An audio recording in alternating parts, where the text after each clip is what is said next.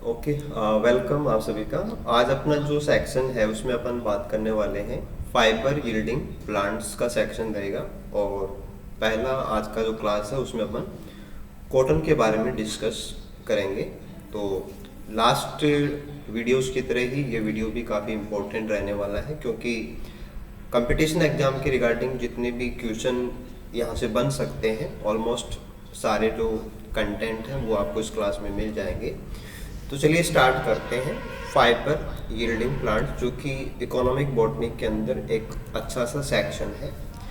देखो, एक तो अपन पहले ये देखते हैं कि पूरे प्लांट किंगडम के अंदर या जो भी पौधे हम इकोनॉमिक पर्पज से काम में लेते हैं फाइबर के लिए, उनमें सबसे लंबा जो फाइबर सेल होती है, जो लॉन्गेस्ट फाइबर सेल होती है, वो जिस पौधे से प्राप्त होती है उसको अपन बोलते हैं चाइना ग्रास। वैसे इसको अपन रेमी बोलते हैं, है ना। जैसे कॉटन है वैसे पौधे का नाम है रेमी। बॉटनिकल नेम इसका होता है बोहमेरिया नीविया।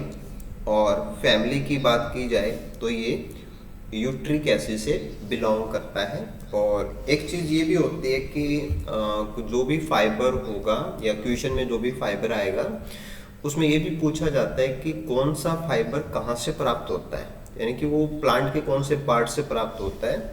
तो अगर रेमी की बात होती है तो रेमी फ्लोएम, जो सेकेंडरी फ्लोएम होता है, और उससे जो फाइबर प्राप्त होता है उसको अपन बास्ट फाइबर भी बोलते हैं। आगे हमारे जो नेक्स्ट मेंबर्स होंगे उसमें हम बास्ट के बारे में भी चर्चा करेंगे। बट एक बार के लिए जैसे सबसे लंबा फाइबर सेल का कोई क्वेश्चन हो तो वो रेमी का है, यानी कि ये पौधा है बोहमेरिया नीविया, जो बास्ट फाइबर सेल होती है। वैसे चाइना ग्रास इसको बोला जाता है। ठीक है, अब देखो हमारा आज का मेन टॉपिक आता है कि हम कॉटन के बारे में बात करेंगे। कि पहला जो मेंबर अपन डिस्कस कर रहे हैं वो कपास है, कॉटन। कॉटन जैसे कि हम सभी जानते हैं कि बॉटनिकली गोसिपियम की कई सारी स्पीसीज हैं जो कलेक्टिवली कॉटन स्पीसीज के रूप में कल्टीवेट भी होती हैं, उनसे प्रोडक्शन भी लिया जाता है। तो सेवरल स्पीसीज हैं। फैमिली की बात करेंगे तो ये मालवेसी का पौधा है जिसमें आपका गुड़हल आता है, ये उसी फैमिली से बिलोंग करता है। बेसिक क्रोमोसोम नंबर देखा जाए तो यहाँ पे है n=13। ठीक है, तो गेहूं का क्या था, है ना, बाकी पौधों का क्या है, एक जनरल आइडिया आपको रहना चाहिए। जैसे बॉटनिकल नेम आपको याद रहता है वैसे बेसिक क्रोमोसोम n=13 रहेगा। अब इसके बाद में अगर बात करें तो एक इम्पोर्टेंट सा क्वेश्चन बनता है, वो आता है कि कौन सी स्पीसीज न्यू वर्ल्ड कॉटन में आती हैं और कौन सी स्पीसीज हैं वो ओल्ड वर्ल्ड कॉटन में आती हैं। देखो, न्यू वर्ल्ड कॉटन का कनेक्शन है अमेरिका से, और ओल्ड वर्ल्ड कॉटन है उसका कनेक्शन है इंडिया और इंडो चाइना मलाया जो सेक्शन है वहाँ से है।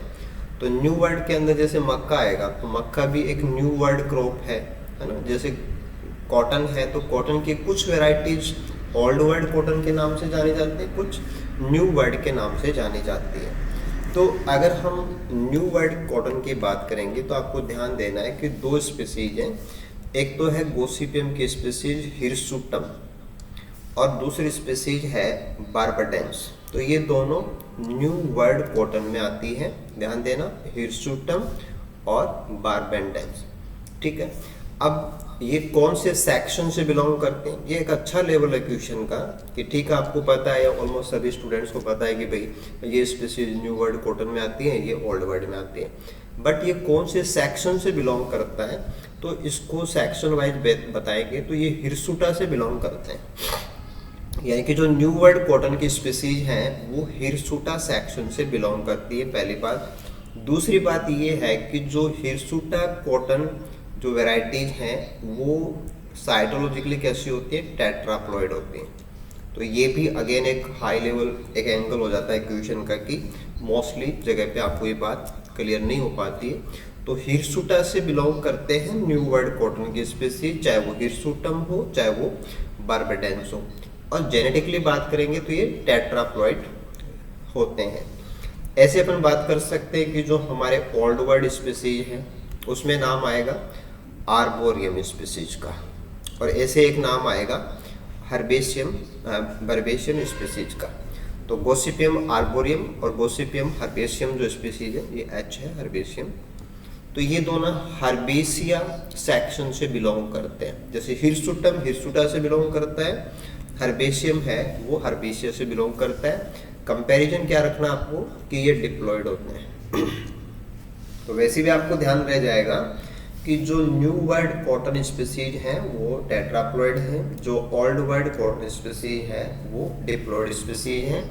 चाहे आप किसी भी प्लांट को तैयार कर रहे हो, है ना, उसमें जब आप डिप्लॉयड टेट्राप्लॉयड ऐसी बातें करते हो तो वो क्रोमोसोम डुप्लीकेशन के नतीजे होते हैं, है ना। जैसे गेहूं के अंदर भी जो प्लॉयडी आई है वो क्रोमोसोम डबलिंग से आई है। तो वैसे ओल्ड वर्ल्ड कॉटन से जो न्यू वर्ल्ड कॉटन है वो क्रोमोसोम डबलिंग से बना हुआ है। वैसे हमें न्यू वर्ल्ड की वैरायटीज पता होनी चाहिए और उनका सेक्शन पता होना चाहिए, और वो टेट्राप्लॉयड है या डिप्लॉयड है, या इनमें से कौन सी टेट्राप्लॉयड है कौन सी डिप्लॉयड स्पीसीज है, ऐसी बातें हमसे पूछी जा सकती हैं। ओके, इसके बाद में हम सबसे पहले बात करते हैं गोसिपियम की स्पीसीज आर्बोरियम। और जैसा कि हमने अभी बात किया था कि n=13 है, इसको हम ट्री कॉटन भी बोलते हैं और इसको हम सिलोन कॉटन के नाम से भी जाना जाता है ये पौधा। अब देखो इनके ओरिजिन अलग अलग आएंगे, जो अलग अलग स्पीसीज हैं उनके ओरिजिन आपको ध्यान देना है, क्योंकि अपने आप में जो कॉटन का इम्पोर्टेंस है वो 2-3 चीज़ों को लेके होता है। एक तो इनकी स्पीसीज का पता होना चाहिए, एक सेंटर ऑफ ओरिजिन का पता होना चाहिए, एक जो कपास का रेशा प्राप्त होता है उस रेशे की जो फीचर्स हैं वो एक हाई लेवल क्वेश्चन होता है कि वहाँ ज़्यादा संभावनाएं होती हैं कि क्वेश्चन पूछा जाएगा आपसे। तो ओरिजिन में आपको ध्यान देना है कि इंडो चाइना जो सेंटर है वो हमारा जो आर्बोरियम स्पीसीज है उसका ओरिजिन ऑफ सेंटर है। दूसरी स्पीसीज की बात करेंगे तो ये है हमारा गोसिपियम हर्बेशियम। हालांकि ये भी कैसा है, डिप्लॉयड ही है, n=13 ही है। इसको अपन लेवेंट कॉटन के नाम से भी जानते हैं। तो सिलोन कॉटन क्या है, ट्री कॉटन क्या है, लेवेंट कॉटन क्या है, ये एंगल में भी हो सकते हैं, बहुत ही सिंपल लेवल हो सकता है क्वेश्चन का। ओरिजिन की बात करेंगे तो ट्रॉपिकल अफ्रीका इसका ओरिजिन है। देन आफ्टर अगर हम न्यू वर्ल्ड के हिसाब से बात करेंगे तो गोसिपियम की स्पीसीज है बार्बाडेंस, तो ये टेट्राप्लॉयड है, तो n=26 हो जाएगा। और ओरिजिन की बात करेंगे साउथ अमेरिका है। तो जो ओल्ड वर्ल्ड वाले हैं उनका इंडिया और इंडो चाइना ये सेंटर हैं, अफ्रीकन सेंटर हैं, जबकि जो न्यू वर्ल्ड वाले हैं उनके सेंटर्स में अमेरिका आएगा। देखो इसको ये जो हमारा बार्बाडेंस है ना, उस बार्बाडेंस को आप थोड़ा सा और भी क्लियर करें कि इसमें 2 वैरायटी होती हैं। एक तो है सी आइसलैंड कॉटन और एक होता है इजिप्शियन कॉटन। तो इजिप्शियन कॉटन और सी आइसलैंड कॉटन है, ये दोनों बार्बाडेंस की ही वैरायटीज हैं। इनमें से जो सी आइसलैंड कॉटन है ये सबसे फाइन कॉटन होता है, यानी कि जितनी भी स्पीसीज है उनमें सबसे फाइनेस्ट जो कॉटन है वो सी आइसलैंड कॉटन है, जो कि बार्बाडेंस की वैरायटी है। ऐसे अगर हम बात करेंगे तो हमारा जो दूसरा है वो है हिरसुटम, गोसिपियम हिरसुटम। तो ये भी टेट्रा है, n=26 है। अपलैंड कॉटन के नाम से भी इसको जाना जाता है। सेंटर इसका मैक्सिको, सेंट्रल अमेरिका ये सब है।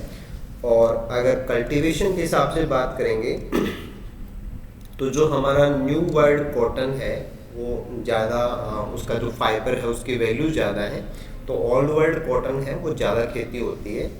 और यूएस, क्योंकि ये तो अमेरिकन सेंटर से बिलोंग करता है, चाहे बार्बाडेंस हो चाहे हिरसुटम हो, तो वहाँ पे लगभग 95% यानी कि मेनली जो वैरायटी है वो हिरसुटम है, वही वहाँ पे कल्टीवेट की जाती है। तो ओल्ड वर्ल्ड वैरायटी क्या है, न्यू वर्ल्ड क्या है, देन उनका जो सेंटर ऑफ ओरिजिन है ये, और साथ में उनके जो नाम हैं ये हमें क्लियर होना चाहिए। ओके, इसके बाद में हम आगे बढ़ते हैं और अब हम बात kरेंगे कि प्रोडक्शन को लेके हमें थोड़ा सा क्या ध्यान रखना है कि हमारे जो क्वेश्चंस हैं उसमें कॉटन का जो पैदावार है उसको लेके क्या क्या बातें हो सकती हैं। देखो वर्ल्ड वाइड अगर आप बात करेंगे तो नंबर 1 पे आता है यूएसए, उसके बाद में आता है चाइना और इंडिया आता है 3 नंबर पे। तो हाईएस्ट प्रोडक्शन कहाँ होता है ये आपको पता होना चाहिए, इंडिया कहाँ पे आता है ये आपको पता होना चाहिए, ठीक है। अगर एक दूसरा एंगल है कि कपास की खेती जितने एरिया में की जाती है, एक तो होता है कि पैदावार सबसे ज़्यादा होती है वो तो अमेरिका यूएस से, लेकिन कितने बड़े एरिया में खेती होती है, कल्टीवेशन के अंडर में एरिया सबसे बड़ा किसका है, तो वो है इंडिया का। तो खेती के हिसाब से सबसे ज़्यादा जो एरिया काम में आता है वो इंडिया का है, लेकिन प्रोडक्शन है वो इंडिया का नहीं है, प्रोडक्शन है वो यूएसए का है। अगर हम इंडिया को देखेंगे तो इंडिया में सबसे ज़्यादा जो हाईएस्ट प्रोडक्शन है वो महाराष्ट्र का है, फिर गुजरात का नंबर आता है, फिर आंध्र प्रदेश है, फिर कर्नाटका है, फिर पंजाब है। तो हमारा जो राजस्थान है वो सीरीज में काफ़ी लेट आता है, तो ऐसा कोई क्वेश्चन राजस्थान से यहाँ कनेक्ट नहीं हो सकता। हाँ, बट इंडिया में कौन सबसे हाईएस्ट प्रोडक्शन वाला है, दैट इज महाराष्ट्र, ठीक है। अब अगर हम इंडिया के हिसाब से बात करेंगे तो हमारे इंडिया के अंदर लगभग 50% जो कॉटन खेती होती है वो हिर्सुटम स्पीसीज है, और 29% जो स्पीसीज की खेती होती है वो हर्बेशियम स्पीसीज है, ये वाली। तो इंडिया के अंदर सबसे ज़्यादा जो खेती होती है वो गोसिपियम हिर्सुटम स्पीसीज है, यानी कि जो हिर्सुटा से बिलोंग करते हैं। तो होने को हमारे यहाँ सेंटर ऑफ ओरिजिन है वो ओल्ड वर्ल्ड कॉटन का है, बट हम यहाँ पे जो खेती करते हैं वो न्यू वर्ल्ड कॉटन स्पीसीज है, और हमारा जो प्रोडक्शन है वो वर्ल्ड वाइड 3 नंबर पे आता है। ओके, इसके बाद में हम आगे कुछ पॉइंट्स लेते हैं, और ये पौधे का जो मॉर्फोलॉजी है उसके पॉइंट्स हैं। एक तो जैसे पौधे की जो ग्रोथ होती है या पौधे का जो तना होता है उसमें शाखाएं ज़्यादा नहीं निकलती, तो मोनोपोडियल ग्रोथ होती है, मोनोपोडियल होता है, मोनोपोडियल स्टेम या मोनोपोडियल ग्रोथ का पैटर्न होता है। कॉटन के पौधे में जो कलिकाएं होती हैं वो 2 प्रकार की होती हैं, एक एक्सिलरी और दूसरी होती है एक्स्ट्रा एक्सिलरी बड्स, है ना। जैसे पत्तियों के कक्ष के अंदर जो कलिका होती है तो उसको अपन एक्सिलरी बोलते हैं, उसके एक्स्ट्रा एक और वहाँ पे होते हैं उसको अपन बोलते हैं एक्स्ट्रा एक्सिलरी बड्स, ठीक है। अब देखो जिन शाखाओं पे फ्रूट्स नहीं बनते, फ्लावर्स नहीं आते, वो वेजिटेटिव ब्रांच होती है, और जिन पे बॉल्स वगैरह लगती हैं, फ्रूटिंग होती है, वो फ्रूटिंग ब्रांच होती है। तो एक क्वेश्चन ये भी है कि वेजिटेटिव ब्रांचेज हैं वो मोनोपोडियल ग्रोथ देती हैं, और इनका डेवलपमेंट एक्सिलरी बड से होता है, लेकिन जो फ्रूटिंग वाली शाखाएं हैं वो अपने शाखन को लेके सिम्पोडियल होते हैं, यानी कि वो इसको अपन मोनोपोडियल से कंपेयर करेंगे तो इसमें ब्रांचिंग होती है। सिम्पोडियल का मतलब ब्रांचिंग वाला पैटर्न होता है। इनका ओरिजिन होता है एक्स्ट्रा एक्सिलरी बड।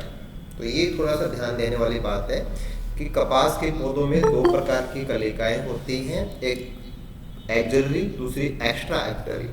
जो फ्रूटिंग ब्रांचेज होती हैं, क्योंकि मेन जो कपास का मामला है वो तो उपज से है, तो फ्रूटिंग यानी कि जहाँ पे बॉल्स बनती है वो फ्रूटिंग ब्रांच है, वो सिम्पोडियल ग्रोथ देती हैं, और उनका जो उत्पत्ति है वो एक्स्ट्रा एक्सिलरी होता है, ठीक है। ऐसी ये तो हमें सिंपल मालवेसी का कैरेक्टर पता होना चाहिए कि उनकी जो पत्तियां हैं वो कंपाउंड लीफ होती हैं। अब कंपाउंड लीफ में भी जो टाइप है वो है पाल्मेटली कंपाउंड। तो जो हस्ताकार संयुक्त पत्ती होते हैं उसका एग्जाम्पल होता है कि जो मालवेसी के पौधे हैं, है ना, जब आप कॉटन की बात करें तो पाल्मेटली कंपाउंड लीफ होती है। इसमें लॉब्स की जो संख्या है वो अलग अलग स्पीसीज के अकॉर्डिंग ट्राई लोब भी हो सकती है, 5 लोब भी हो सकते हैं, और हैप्टा कंडीशन भी हो सकती है। एक ये कि कपास के पौधे में पत्तियों के ऊपर हेयर्स पाए जाते हैं, और ये हेयर स्टेलेट प्रकार के हेयर्स होते हैं। तो हेयर्स का जो प्रकार है ये आपसे मे बी एक्सपेक्टेड है कि कुछ ऐसा बायोलॉजी से क्वेश्चन रह सकता है। इसके बाद में दूसरी बात आती है कि जो कपास के अंदर फ्लोवर आता है या जो बॉल बनती है उसके बाहर हमें एक एक्स्ट्रा कवरिंग मिलती है। ऐसी एक्स्ट्रा कवरिंग आपको गूडल में भी मिलती है, उसको अपन बोलते हैं एपिकैलिक्स।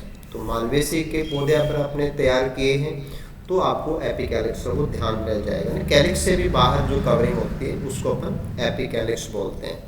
मालवेसी का एक कैरेक्टर है कि उनमें जो एंथर है उसमें मोनोथेकस कंडीशन पाई जाती है, यानी कि डाइथेकस एंथर की जगह पे यहाँ मोनोथेकस एंथर होते हैं। अब देखो अगर हम फ्रूट की बात करें तो यहाँ जो फ्रूट बनता है उसको हम मार्केट के हिसाब से या इकोनॉमिक पर्पस के हिसाब से बोल बोलते हैं, कि कपास की बॉल्स, ठीक है। वैसे बॉटनिकली वो कैप्सूल है, और इन कैप्सूल के अंदर जो चैम्बर होते हैं, चैम्बर को अपन बोलते हैं लॉक्यूल, और इनकी संख्या होती है 3 से लेके 5। तो ट्राइलोक्यूलर से लेके पेंटालोक्यूलर तक इनकी ओवेरी होती है ना, क्योंकि फ्रूट जो है वो वहीं से बनता है। तो नंबर ऑफ लॉक्यूल्स है वो 3 to 5 होता है। एक दूसरी बात ये आती है कि जैसे एक जो लॉक्यूल होता है ना, 1 लॉक्यूल, जैसे एक चैम्बर हो गया, हेलो, ठीक है। तो देखो एक जो चैम्बर होता है उस चैम्बर को हम बोलते हैं लॉक। जैसे आप उसकी बात करेंगे तो वहाँ पे कितने चैम्बर है, 3 से लेके 5 चैम्बर है, और एक चैम्बर का जो एरिया है उसको बोलते हैं लॉक, और एक लॉक के अंदर जो बीज है उनकी संख्या होती है 6 से लेके 9। तो वैसे इसमें बॉल बनेगा जो कैप्सूल है, कैप्सूल में लॉक्यूल्स हैं, एक लॉक्यूल एक लॉक है, और उसमें सीड्स होते हैं जिनकी संख्या 6 से लेके 9 तक हो सकती है। अब यहाँ पे इसका मेन पार्ट आ जाता है कि हमारा जो कपास का रेशा है वो बीज से ही प्राप्त होता है, सीड से प्राप्त होता है, फ्रूट से प्राप्त नहीं होता है, सीड से प्राप्त होता है, और ये सीड के हेयर्स होते हैं। तो एक्चुअल में जो सीड कोट होता है, सीड कोट की सबसे बाहर की जो सेल्स होती हैं, उन सेल्स में जो एपिडर्मिस है, उस एपिडर्मिस के प्रोलॉन्गेशन यानी कि विस्तार होता है। यानी कि कपास का जो रेशा होता है वो कपास का रेशा कपास के बीजों का जो कोट सेल्स हैं, कोट में भी जो बाहर एपिडर्मल सेल्स हैं उनके विस्तार होते हैं। तो वो सेल्स नहीं है ना, एपिडर्मल सेल तो नीचे रहेगी, ये उनसे बाहर निकला हुआ, जैसे रूट हेयर निकलते हैं वैसे ये निकलते हैं। अब देखो हेयर्स में आपको ध्यान देना है कि हेयर्स में 2 वर्ड आते हैं, एक तो नाम आता है लिंट और एक नाम आता है फज। तो ज़्यादा कॉमन जो नाम है वो 2 नाम आते हैं, एक तो अपन बोलते हैं लिंट और एक को अपन बोलते हैं फज। हालांकि लिंट को ही अपन फ्लॉस भी बोलते हैं और स्टेपल भी बोलते हैं, वैसे फज को लिंटर भी बोला जाता है। ये क्या है, ये जो कपास के अंदर जो रेशे बनते हैं जो कि हेयर्स हैं, लंबे हेयर्स जो होते हैं उनको बोला जाता है लिंट, वो जो साइज में छोटे हेयर्स होते हैं उनको बोला जाता है फज। यानी कि कपास के जो रेशे हैं जो कि अपने आप में सीड कोट की कवरिंग के एक्सटेंशन होते हैं, उनकी लंबाई के आधार पे 2 टर्म होते हैं। एक बड़े जो रेशे हैं उनको लिंट बोला जाता है, तो ज़्यादा इकोनॉमिक पर्पस जो है वो लिंट का होता है, और कुछ छोटे रेशे होते हैं उनको फज बोला जाता है। तो 2 प्रकार के हेयर्स होते हैं, लिंट और फज। ओके, इसके बाद में हम आगे बढ़ते हैं और अब हम बात करते हैं कि एक जो लेवल है क्वेश्चन का वो रह सकता है कि हमें कपास का जो रेशा है उसका केमिकल कंपोजिशन पता होना चाहिए।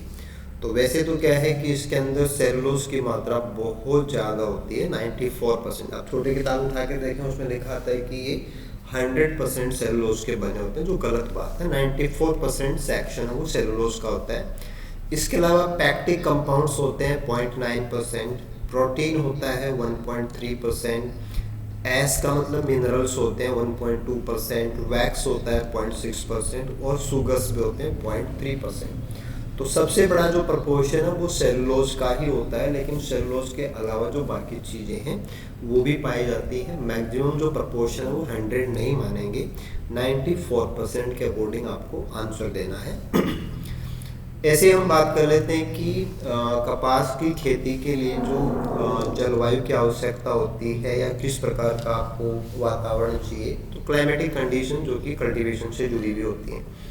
एक तो ये होता है कि कपास की जब हम खेती करते हैं तो जितने दिन कपास की खेती होती है उतने दिन पाला नहीं पड़ना चाहिए। फ्रॉस्ट का मतलब होता है पाला पड़ना, है ना, पाला नहीं पड़ना चाहिए, है ना, आइस फॉल नहीं होना चाहिए, स्नोफॉल नहीं होना चाहिए, और लगभग 200 दिन का जो ड्यूरेशन है वो क्रॉप को तैयार होने के लिए चाहिए।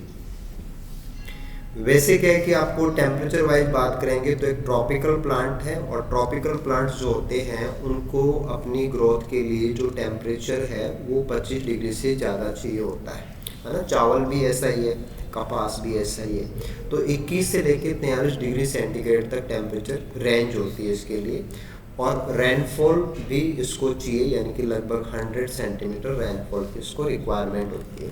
हालांकि वेराइटीज़ के अकॉर्डिंग ये वेरी करता है, लेकिन एक टेंटेटिव आइडिया आपके दिमाग में रह सकता है। अब देखो एक चीज़ आपको यहाँ पे ये मिल जाएगी, वो ये है कि मोस्टली अगर हम कपास की खेती करते हैं तो कपास की जो बुआई है वो बीजों से होती है, लेकिन पर्टिकुलर कपास की वैरायटी है टेंग्विस कॉटन। टेंग्विस कॉटन एक पेरिनियल प्लांट है, ये एनुअल नहीं है कि हम बीज से उगाएं, ये पेरिनियल क्रॉप होती है। और यहाँ हम जो खेती करते हैं वो कटिंग से करते हैं, यानी कि पौधे की जो कटिंग्स हैं उन कटिंग्स को लगाया जाता है, उससे नया पौधा तैयार होता है। बाकी जितनी भी कॉटन की वैरायटीज़ हैं उनको हम डायरेक्टली बीज से उगाते हैं और बीज से पौधा तैयार होता है, और लगभग 200 दिन के अंदर जो क्रॉप है वो तैयार हो जाती है और हम हार्वेस्टिंग वगैरह कर लेते हैं। ठीक है, अब देखो एक और सेक्शन हो सकता है कि जैसे कपास का सबसे बड़ा जो एंगल बनता है वो तो रेसे के हिसाब से बनता है, लेकिन जो अदर यूजेज हैं या जो अन्य इम्पोर्टेंसेज हो सकते हैं वो भी हमें पता होना चाहिए। जैसे कपास के पौधे की जो जड़ें हैं ना, रूट की जो छिलका होता है, रूट बार्क, उससे एक तो अर्गट ड्रग्स तैयार होती हैं, एक उससे बास्ट फाइबर, बास्ट का मतलब फ्लोएम होता है, तो वहाँ जो सेकेंडरी ग्रोथ होती है, क्योंकि डाइकोट है जड़ों में सेकेंडरी ग्रोथ होती है, बास्ट फाइबर भी वहाँ से प्राप्त होता है, वो रेसा अलग है। अगर आप लिंट और फज की बात कर रहे हैं वो अलग रेसा है जो कि इकोनॉमिक वैल्यू बहुत ज़्यादा रखता है। जड़ों की छाल से वहाँ फ्लोएम से जो निकलता है वो रफ फाइबर होता है, उसकी वैल्यूज़ हमारे सीड कोट वाले फाइबर जैसी नहीं होती हैं। और एक है पायरोलिग्नस एसिड, इससे प्राप्त होता है पायरोलिग्नस एसिड। तो अर्गट इससे प्राप्त होते हैं, बास्ट फाइबर इसकी जड़ों से प्राप्त होता है, पायरोलिग्नस एसिड इससे प्राप्त होता है। इसकी जो पत्तियां हैं वो फोडर के रूप में काम आती हैं, और जो उसका सीड है वो हम कैटल्स वगैरह को जो फीड होता है, न्यूट्रिटिव फीड होता है, उसके रूप में भी हम काम में लेते हैं।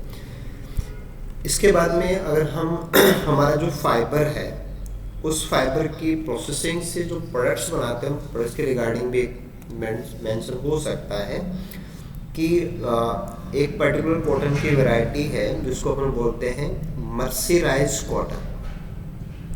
मर्सिराइज्ड कॉटन के अंदर हम कपास के रेशों को सोडियम हाइड्रोक्साइड से ट्रीट कराते हैं, जिससे वो ज़्यादा लस्ट्रस हो जाते हैं, है ना। कपास की जो वैल्यू है वो कपास के रेशों की क्वालिटी से होती है, और लस्टर का मतलब चमक होता है।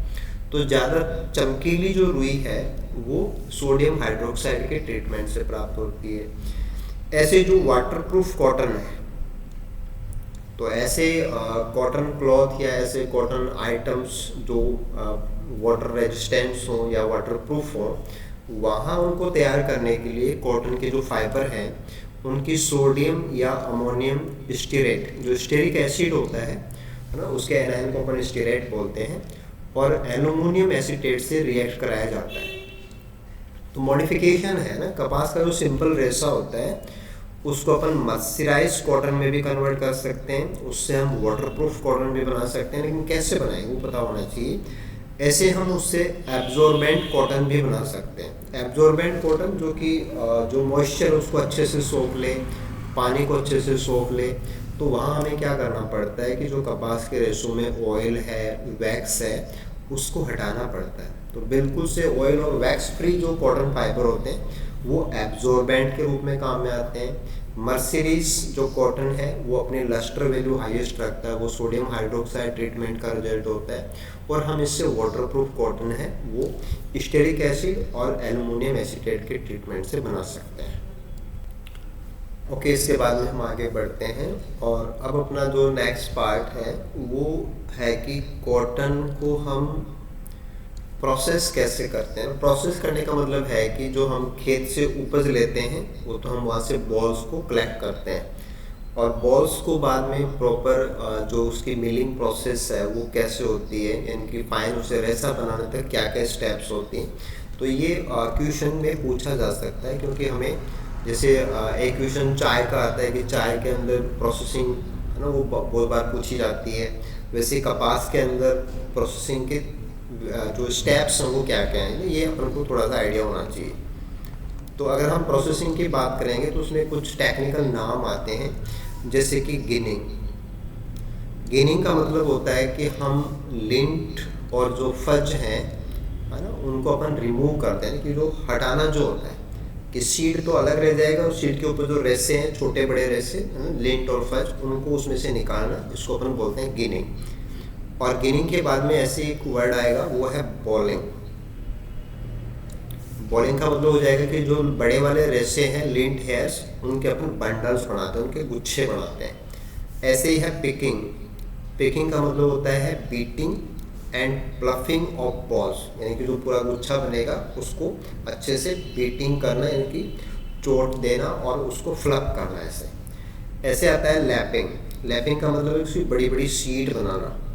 तो पहले जैसा अलग होगा, फिर छोटे बंडल्स बनेंगे, फिर उनको इकट्ठा किया जाएगा, फिर उनकी सीट बनेगी, और फाइनली बाद में कॉर्डिंग, कॉम्बिंग, ड्राविंग, ये टेक्निक्स आते हैं। इसमें शॉर्ट फाइबर्स जो होते हैं उनको निकाल के अलग कर दिया जाता है, कि केवल जो बड़े बड़े जो लिंट वाले फाइबर्स हैं उनको रखा जाता है। तो सीक्वेंस पता होनी चाहिए कि गिनिंग करते हैं, बॉलिंग करते हैं, पिकिंग करते हैं, लैपिंग करते हैं, और बाद में हम ड्राइंग, कॉर्डिंग, ये सब करते हैं। तो प्रोसेसिंग प्रोसेस में क्या क्या स्टेप्स हैं, ये एक उम्मीद की जाती है कि ऐसा कोई क्वेश्चन, क्योंकि थोड़ा सा मेमोरी बेस्ड चीज़ें हो जाती हैं, थोड़ा सा आइडिया रहना चाहिए। ओके, इसके बाद में हम आगे बढ़ते हैं, और अब हम एक छोटा सा सेक्शन इसमें ऐड करते हैं, वो है कि कपास के पौधों में होने वाली मुख्य रूप से कौन सी बीमारियां होती हैं, ठीक है, और उनके कोजल एजेंट क्या है। हालांकि ये चीज़ जो हम रेसा पढ़ रहे हैं वहाँ से कनेक्ट नहीं होती, लेकिन फिर भी कपास के बारे में हमें एडिशनल जानकारी होनी चाहिए। एक तो होता है एंथ्रेक्नोज डिजीज़। तो एंथ्रेक्नोज डिजीज जो कपास में होता है, उसका जो कोजल एजेंट है वो होता है कोलेटोट्राइकम इंडिकम, जो कि ड्यूटेरोमाइसीट का फंगस है। जैसे red rod of sugar cane disease आती है, तो red rod of sugar cane disease को करने वाला जो फंगस है उसका नाम होता है कोलेटोट्राइकम फाल्केटम। तो फाल्केटम स्पीसीज है वो शुगर कैन के अंदर रेड रॉड डिजीज कॉज करता है, जबकि कोलेटोट्राइकम का जो इंडिकम स्पीसीज है वो हमारे कपास के अंदर एंथ्रेक्नोज डिजीज कॉज करता है। ऐसे ही कपास के पौधों में होने वाली बहुत ही सामान्य सी बीमारी है एंगुलर लीफ स्पॉट डिजीज। तो एंगुलर लीफ स्पॉट डिजीज को करने वाला जो पैथोजन है वो एक बैक्टीरिया है, और इसका नाम है जैंथोमोनास मालवेसियरम। तो जैंथोमोनास सीट्राई जो आप पढ़ते हो, Xanthomonas citri citrus canker disease cause करता है। तो जैंथोमोनास की ही स्पीसीज है मालवेसियरम, यानी कि मालवेसी का पौधा malvacearum, angular leaf spot disease in cotton cause करता है। ऐसे कपास के पौधों में बीमारी होती है लीफ स्पॉट, जिसको हेलमांथीस्पोरियम गोसिपी, जो कि एक एस्कोमाइसीट फंगस है, ये कोज करता है। तो हेलमांथीस्पोरियम गोसिपी है वो लीफ स्पॉट कोज करता है, कोलेटोट्राइकम है वो एंथ्रेक्नोज कोज करता है। ऐसे ही बहुत ज़्यादा कॉमन वर्ड है, ये है विल्ट ऑफ कॉटन, कि जो विल्ट डिजीज है या कपास के अंदर जो विल्टिंग डिजीज आती है, विल्ट डिजीज ऑफ कॉटन, जो कि जो जाइलम वेसल्स होती हैं, उन जाइलम वेसल्स के बंद होने से पौधा मुरझाने लग जाता है, उसको अपन विल्टिंग बोलते हैं। तो विल्ट ऑफ कॉटन डिजीज का जो पैथोजन है वो डिटेरोमाइसीट का फंगस होता है, और इसका नाम होता है फ्यूजेरियम ऑक्सीस्पोरम। तो फ्यूजेरियम ऑक्सीस्पोरम इसके अंदर विल्ट कोज करता है। कोलेटोट्राइकम ये भी ड्यूटेरो का है, वो एंथ्रेक्नोज करता है। तो ऐसे कुछ मेन कॉमन डिजीज हैं वो आप तैयार कर सकते हैं, कि मे बी किसी और सेक्शन में आपके ये पार्ट काम आ सकता है। ओके, इसके बाद में एक छोटा सा पार्ट आता है कि हमें जो भी हमारे क्रॉप प्लांट्स हैं उनके रिसर्च से जुड़े हुए जो स्टेशंस हैं उनके बारे में पता होना चाहिए। तो एक तो नाम आता है CICR, ये एक्चुअल में central institute for cotton research है, जो कि भारत सरकार के द्वारा चलाया जाता है, और इसका लोकेशन है नागपुर, है ना, क्योंकि महाराष्ट्र के अंदर सबसे ज़्यादा जो कॉटन है उसका प्रोडक्शन होता है। तो ये जो ICR है, भारतीय कृषि अनुसंधान परिषद, उसके थ्रू रन होता है CICR। ऐसे ही एक नाम आता है CTRL, और अब इसी को बोलते हैं CIRCOT। तो नाम क्या है, ये है कॉटन टेक्निकल रिसर्च लैब, या अब नया नाम इसका हो गया है central institute for research on cotton technology. तो कॉटन टेक्नोलॉजी से जुड़े हुए जो रिसर्च हैं वो CIRCOT में होते हैं। इनका लोकेशन है मातुंगा, और मातुंगा मुंबई में है ना, महाराष्ट्र में ही है। तो नागपुर है ना और मातुंगा, ये दो बड़े स्टेशन है कॉटन रिसर्च को लेके, एक CICR है और एक CIRCOT है। तो रिसर्च से जुड़ा हुआ सेक्शन अपन को मे भी है ना इंडियन लेवल की बात होती है, हाई यील्डिंग वैरायटीज़ या बाकी और जो टेक्निकल अपग्रेडेशन है क्रॉप प्लांट्स को लेके, तो इंस्टीट्यूट्स पूछे जा सकते हैं, तो थोड़ा सा आइडिया रहना चाहिए। इसके बाद में इसमें जो लास्ट सेक्शन है वो हम वैरायटीज़ को लेके बात करेंगे कि हमारे कॉटन की कौन कौन सी वैरायटीज़ हैं जो हम एज ए कल्टीवेशन इंडिया में काम में लेते हैं, और राजस्थान के रेफरेंस के अंदर कौन सी वैरायटीज़ हैं वो काम में आती हैं। देखो काफ़ी सारी वैरायटीज़ हैं, SS13, 274 है ना, वराह लक्ष्मी, महालक्ष्मी, कृष्णा, सुजाता। तो ये कुछ नाम हैं जो इंडियन वैरायटीज़ हैं, यानी कि हाई यील्डिंग वैरायटीज़ हैं जो अपन एज ए कल्टीवेशन काम में लेते हैं। अगर राजस्थान की बात की जाए तो राजस्थान के अंदर काम में जो वैरायटीज़ मेनली ली जाती हैं, जो रिकमेंडेड वैरायटीज़ हैं, उसमें आता है एक तो गंगानगर अगेती, ऐसे नाम आता है सरकार 3, एक नाम आता है G1, एक नाम आता है वीरनार और वराह लक्ष्मी। तो ऐसी कुछ वैरायटीज हैं जो राजस्थान के लिए उपयुक्त हैं, वो हमें थोड़ा सा ज़्यादा ठीक पता होना चाहिए। लेकिन क्या है कि आप क्वेश्चंस में कोई भी ऐसा नहीं कर सकते कि कुछ भी हो सकता है, कैसा भी आ सकता है। आपको वैरायटीज़ के नाम दे के भी पूछ ले कि इनमें से कौन सी कॉटन की वैरायटी है या इनमें से कौन सी नहीं है, तो थोड़ा सा आइडिया यहाँ पे ज़रूर बनता है कि हमारी वैरायटीज़ हैं, उनसे क्वेश्चंस बन सकते हैं। बाकी अगर कॉटन से मेन बात की जाए तो कॉटन का जो मेन क्वेश्चन है वो जहाँ तक बात आती है कॉटन के फाइबर से आता है। तो फाइबर का सोर्स क्या है, फाइबर खुद क्या है, फाइबर के प्रकार क्या है ना, ये तो बेसिक कोर चीज़ होती है इसकी। और फिर एडिशनल सारी चीज़ें हमारी क्लास के अंदर आज आएगी, मे बी ये सारा आपके लिए हेल्पफुल रहेगा।